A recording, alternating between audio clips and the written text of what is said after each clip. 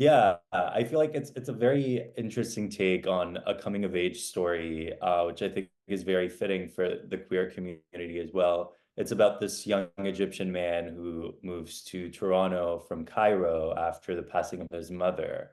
And he moves to Toronto to live with his dad.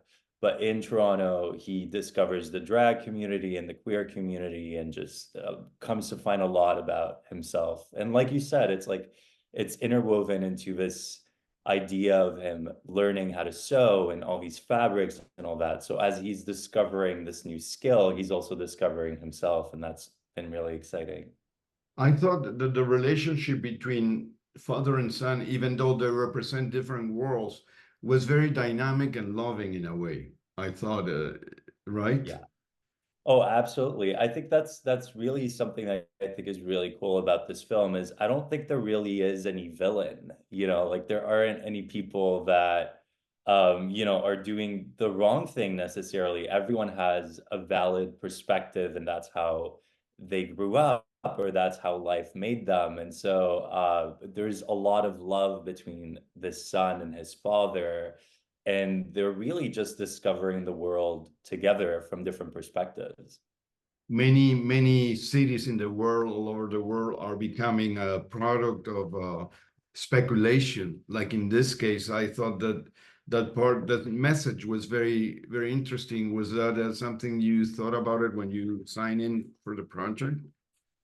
You mean like the prospect of like Toronto and The that the perspective?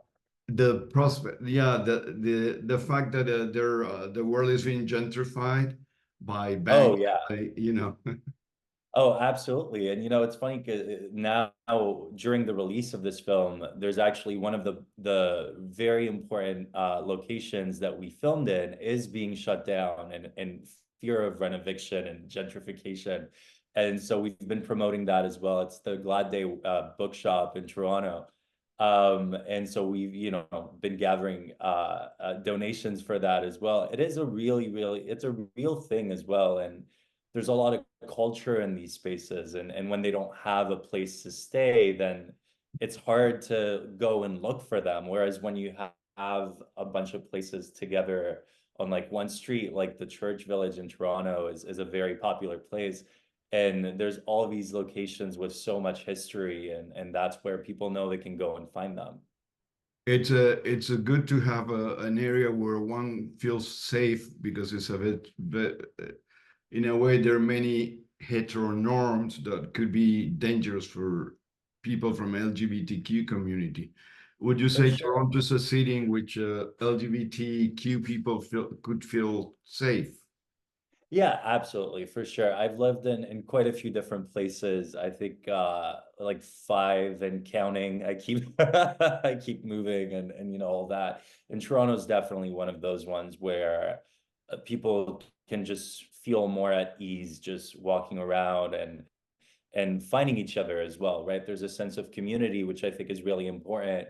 Again, that's what happens to this character in this movie. So it's really not far-fetched. It's someone that really just goes out and discovers the city and gravitates towards people that inform him or enrich him or give him something that's, exciting.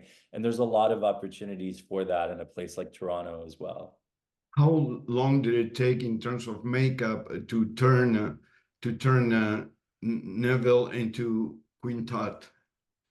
There They was look very definitely different, huh? Very different. Yeah, absolutely. Shout out to our makeup artist, AJ. They were fantastic. And yeah, it there was different, because there's different moments in the movie where this character is like the first time they're doing drag, and then there's like the last time they're just like a lot more extravagant. It would take a good, I mean, honestly, we had to be quick. Like our makeup artist had to be on top of it at all times. This is an indie film, right? And we were shooting all over Toronto and we had like 20 days to film this. Like it was really, really short.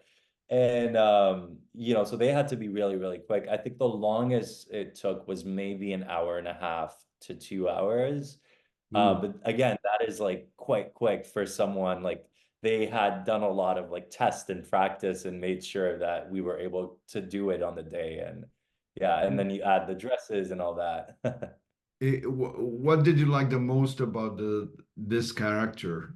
How close do you feel? And if you identified with some of the way he reacts to life? Yeah, I think I really enjoyed portraying a really joyful Arab Middle Eastern character on film. I think that's really like that was the thing that touched me the most is we don't often get to see Middle Eastern culture represented in such a joyful, celebratory way, whether it's, you know, whether it is in the queer community or even his relationship with his father, you know, the love that they have between them. And there's so many different Middle Eastern characters in this movie, even like we see a lot of different faces and a lot of different personalities. And I think that's really the thing that I personally was most excited about.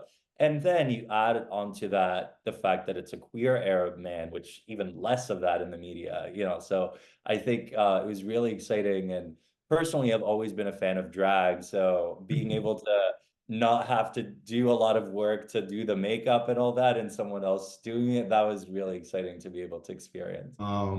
Ryan, how much has your upbringing, considering that you grew up in many different places, different cultures, have make you a more tolerant person, I guess, because you can understand other ways of judging reality, or not judging, but different Yeah. lifestyles, I guess. Absolutely. I think that's very insightful of you to say because it is, I do feel like it's a big part of why I want to be an actor and I enjoy being an actor is perspective, right? Because growing up in Syria, you see how people there look or think the Western countries look like or operate like, and then you come to the Americas, you come here and then look at how they see the Middle East, and it's not Super. a fully yeah, it's very narrow from both sides. And there I was just going back and forth for a while, like, you know, Syria, Montreal, and then now as an adult, like different places. It's really interesting to see how people look out onto and but still their perspective is valid, right? Like that's how they grew up, that's how they were told the world is. So it's really as an actor, it's really exciting to put yourself in other people's shoes and try to see it from their, you know, Also, I their world. think it's super enriching, Yes, and you can bring absolutely. richness into the place where you live. A hundred You can, there are many misconceptions about, the Middle East in this part of the world that you can change, and, 100%. Yeah. And that's been really exciting to do for myself to be able to take different characters and give them different personalities and different attributes and show a different side of that as well. It's been really, really fun. thank you very much, Ryan. Love the film, and good luck to you. Great talking to Thank you. you so much. Nice to meet you. I'll stop recording. All Great right. meeting you. Yeah, great meeting you, Guy. Yeah, have